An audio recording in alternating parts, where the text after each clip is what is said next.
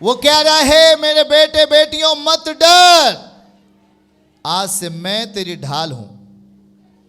आज से शत्रु अगर हमला करेगा तो मैं आगे रहूंगा, बीमारी हमला करेगा तो मैं तेरे आगे रहूंगा, कोई भी हमला करेगा तेरे जीवनों में, तेरे बच्चों के जीवनों में, तेरे बच्चों के पढ़ाई के जीवनों में, तेरे परिवारों के खेत खलिहानों में, अगर जब शैतान हमला करेगा तो आज परमेश्वर अर्थात हमारा पिता, हाथों को उठा के बोलो हमारा पिता कह रहा है मैं तेरी ढाल हूं।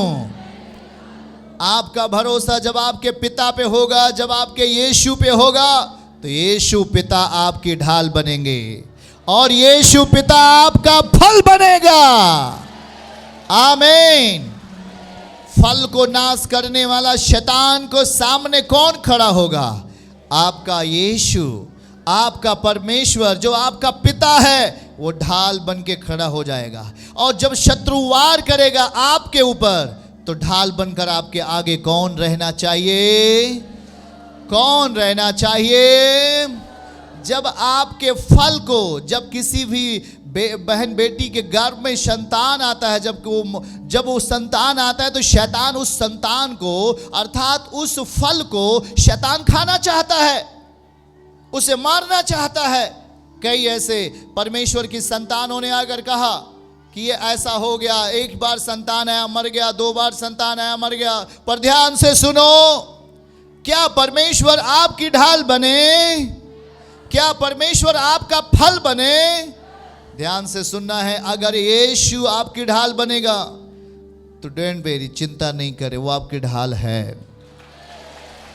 आप उस पर शक नहीं करो, वो जो कह रहा है वो आपकी ढाल बनकर आपके आगे आगे चलेगा। और कह रहा है, दूसरे वाक्य को पढ़ो और उसमें लिखा है कि मैं तेरा बड़ा प्रतिफल हूं। आप प्रतिफल चाहते हैं? देखिए, मत डर, तेरी ढाल और अत्यंत बड़ा फल मैं हूं। आप मेहनत करते हैं, आपके फल आपको नहीं मिलते।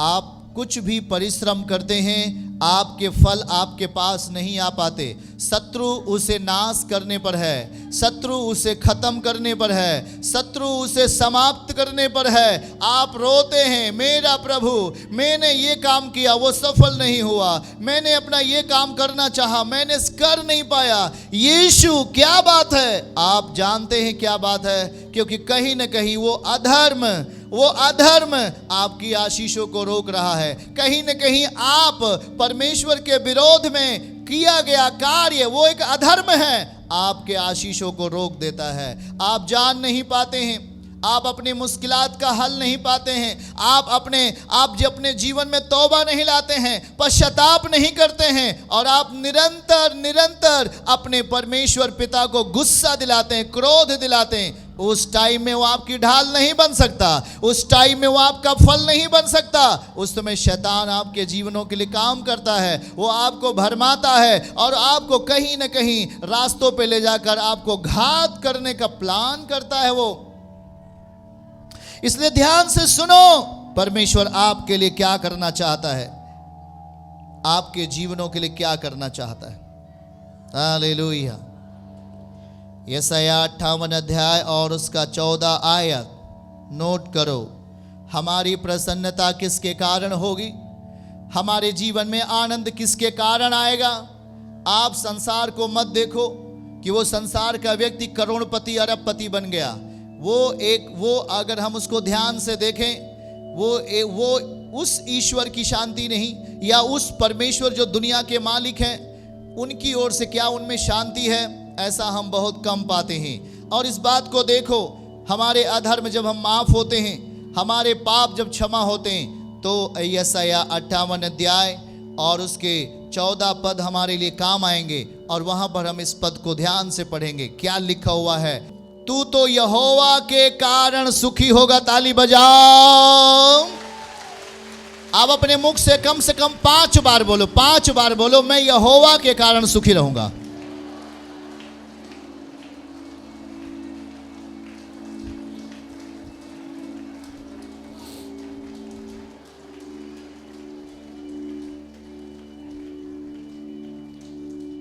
अब आपकी प्रसन्नता झूठ के कारण नहीं है।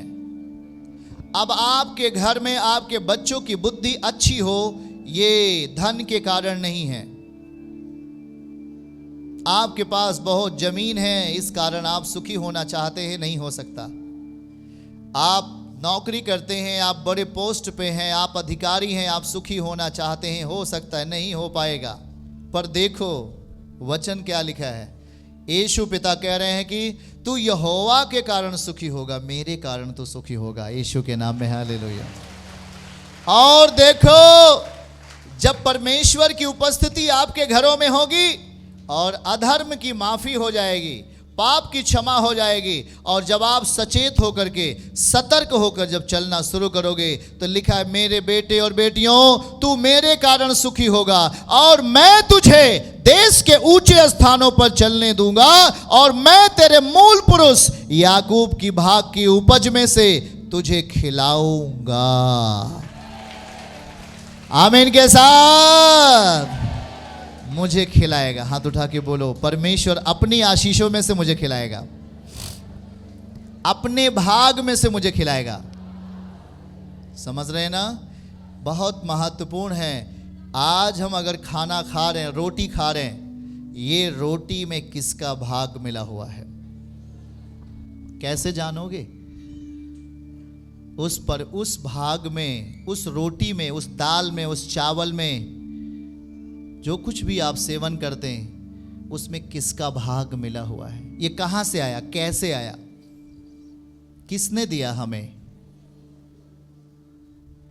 इसीलिए ध्यान से सुनिए, अधर्म को अपना भाग बनने ना दें। जो चीजें अधर्म से आएंगी आप अधर्म को खाओगे। जो चीजें गलत तरीके से आती हैं आप उसे गलत तरीके से खाओगे, और जो चीजें गलत तरीके से खाओगे वो गलत काम करेगी आपके अंदर। हाँ या ना? हाँ या ना बताओ भाई। इसलिए ध्यान से सुनो, मैं परमेश्वर के कारण सुखी होऊंगा, ऐसा कह के यीशु आपको वचन दे रहे हैं। तुम मेरे कारण सुखी हो जाओगे, ऐसा विश्वास करो। यीशु पिता कह रहे तुम मेरे कारण सुखी हो जाओगे, मैं तुझे देश के ऊंचे स्थानों पे लेके चलूंगा, तुम मेरे भाग को खाकर तृप्त होगा। कल्पना करो अपने भीतर,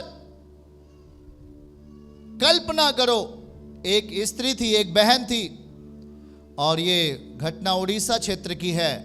वहां पर वो अपने पास्टर को, अपने अगुवे को, वो अपना दसवांश देती थी। दसवांश जब पास्टर आते थे प्रेयर में, तो वो अपना दसवांश इकट्ठा करके रखती और वो पास्टर को देती थी। पास्टर जब से उस दसवांश को लेने लगा, उस पास्टर के जीवन में बड़ा कठिनाई आ गया, बड़ा मुसीबत आ गया उस पास्टर के जीवन में। उसकी आत्मिकता घटने लगी, शैतान का वार उस पर लगने लगा। पास्टर सोच रहा था, वो प्रभु के दास सोच रहे थे, क्यों ऐसा मुझे क्यों हो रहा है? मैं गलती भी नहीं करता हूं, पर ये मेरे लिए क्यों बार बार शैतान वार करता है, वो सफल होता है। एक दिन उसी एरिया का व्यक्ति उनके पास आता है, कहते प्रभु के दास, एक बात मैं आपसे कहूंगा। उसने कहा कहिए।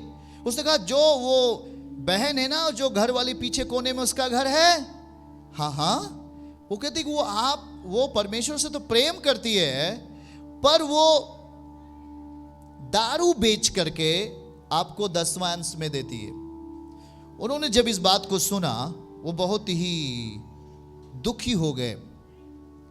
दारू बेच करके, मदिरा बेच करके वो 10वां अंश को दे रही थी अपने पास्टर को। आप जानते हैं कि आपका परमेश्वर गलत तरीके से, आप उसे कभी पसंद नहीं कर सकते, उसे प्रसन्न नहीं कर पाएंगे। अगर आप चोरी करते हैं, हत्या करते हैं, और उसे आप अरबों रुपए लाकर आप चर्च में उड़ेल दो, वो आपको ऐसे लात से मार के पीछे ढकेल के आपको भेज देगा बाहर। परमेश्वर खरा है, वो कह रहा है ना, तू अपने पसीने की रोटी खा। तू जब पसीना बहाएगा, ध्यान से सुन, पसीना बहाएगा, उस पसीनों को परमेश्वर अमृत में बदल देगा आपके लिए। आमीन के साथ हालेलुया। और उसी क्षण से ओ प्रभु के दास उस 10वें हिस्से को लेना बंद किए और उसके पास गए और उसे पापों की क्षमा के लिए प्रार्थना किया। उसके घर में जाकर पापों की क्षमा के लिए प्रार्थना हुआ और तब से वो दारू बनाना बंद किया, मदिरा बनाना बंद कर दिया। अब जो उसकी भक्ति है वो परमेश्वर के भाग से है। आमीन कहें। फिर से दिखाइए इस वचन को, तू मेरे कारण प्रसन्न होगा। इसका अर्थ यह है कि आप परमेश्वर की योजनाओं के अनुसार जा रहे हो, आप उसके वचन के अनुसार अपनी जिंदगी जी रहे हो, निश्चय ही वचन पूरा होगा आपके लिए।